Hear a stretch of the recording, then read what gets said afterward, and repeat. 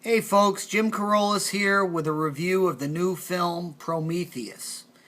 And Prometheus has been generating a whole lot of buzz online and on television due to the fact that it's the return of director Ridley Scott to the series that launched his career back in 1979 with the original Alien.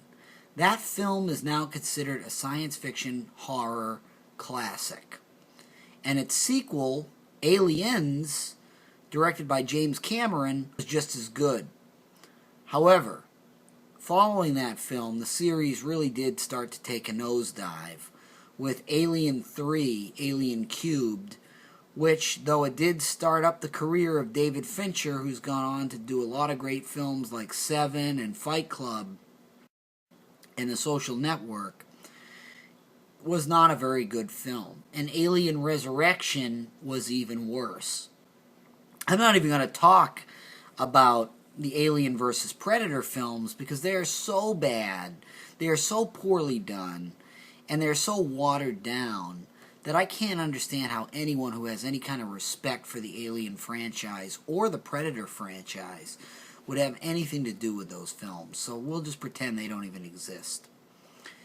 What this film does is kind of restart things on the Alien series by basically eliminating the aliens from the film. And that's all to the good. If you're sick of Alien, if you're sick of seeing those things running around killing people, breathe a sigh of relief because they're not in this film. This is a clip from the 1979 Alien, the first film in the series. In it, we see scientists investigating a strange corpse, a petrified being from another world. This thing has been nicknamed the Space Jockey by fans of the series. And Prometheus is really about that thing. It's not about the aliens. It's not really about them, per se. It's about who these things were and whether or not they created life on Earth. And that's a really interesting idea that the film has. And I gotta say, the first 40 minutes of this film, I was excited. The special effects were great. The story was building me up. And then we got to the second act. It was a huge letdown. The character development in this film is negligent at best. These people do not behave in a rational way. And I'll give you an example right off the bat.